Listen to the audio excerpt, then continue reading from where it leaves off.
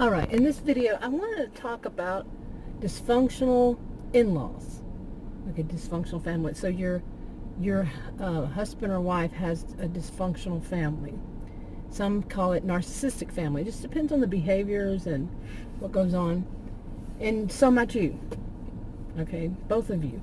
But this one I want to talk about the in-laws. Now, many people think of the in-laws as just they're his mother and father, or let's just say it's his mother and father, but I'm including the rest of the extended family.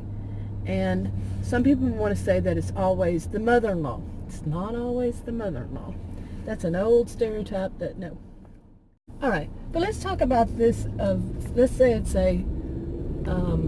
it's two females. Now, I'm going to do videos about males, so we're not going to just pick on, I'm not picking on anybody, but, so say it is.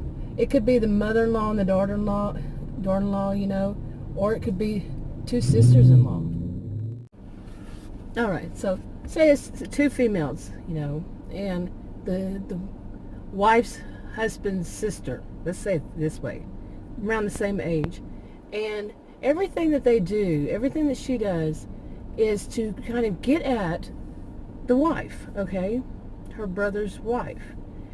And she tells her brother, her husband, look, this is what she's doing, and it's something that is so petty, something so small that people would say it's petty, okay, and just blow it off, or just, that's what a lot of people say, well, just blow it off, be the bigger person, just, that's how she is, let it go, don't worry about it, we all know she's like that, something like this. Well, it's not petty. It might be something that is petty, but the thing behind it, the reason behind it is not petty, and what it does to you is not petty.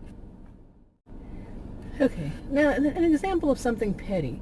Say your sister-in-law comes over, and whenever she's there and your husband's not around, I'm going to put it this way, even though you might be different, but she moves things around. Something every time she's there, something, it could be the same thing, like say you have a kitchen on your kitchen table you might have some condiments or whatever you have, and she will move them to the other side, or move them, somewhere, to let you know that she's going to do this every time she's there, even though you've asked her not to. Do not do that. You've told her not to. Do not do that. But she keeps doing it. Or she'll find something else in your house, like as if you haven't done it right. Okay? Seriously. Like you're not doing things the right way, and only she knows the right way. Some of you know that I've been through this. Oh yes, big time. Big time. And as you know, some people will say, look, that's really petty. Just let it go. Like I said, all those things earlier, they're not the one who's dealing with it. Seriously.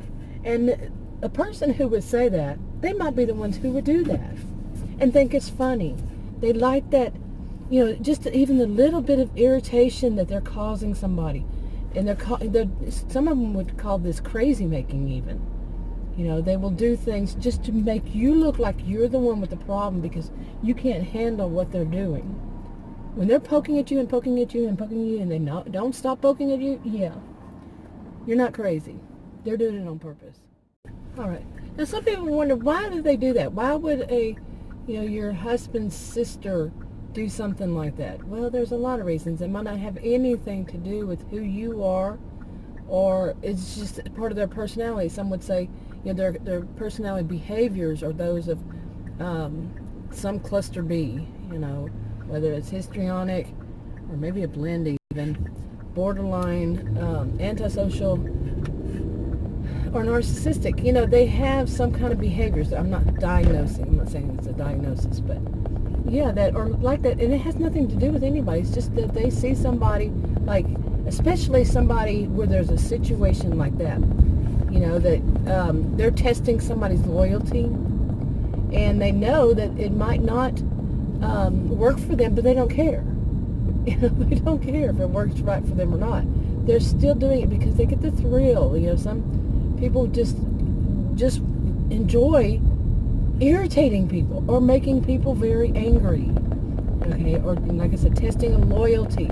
Is my brother going to be more loyal toward me or toward his wife? This kind of thing.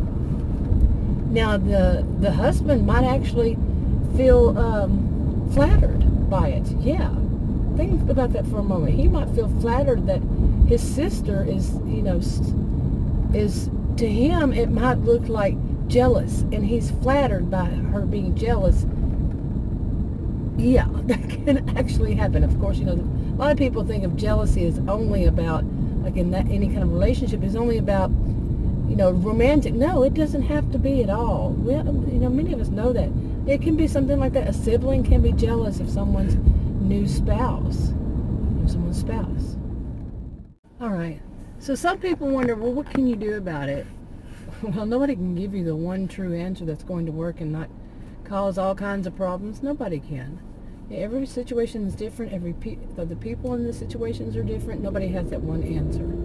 Now, some people will say things like go low contact, no contact, do the gray rock around them, along this line. And some would say, some don't use the terms that you hear online. They would just say, ban them. Now, don't allow them to ever come to your home again. Shun them. Give your husband an ultimatum. Your sister or me, and mean it. And mean it. Okay. There are different things people say, but nobody knows the one true answer. Some people just say, just let it go. Like, what was that on Reba? The character Van said, let it go is one word, let it go. I always thought that was so cute.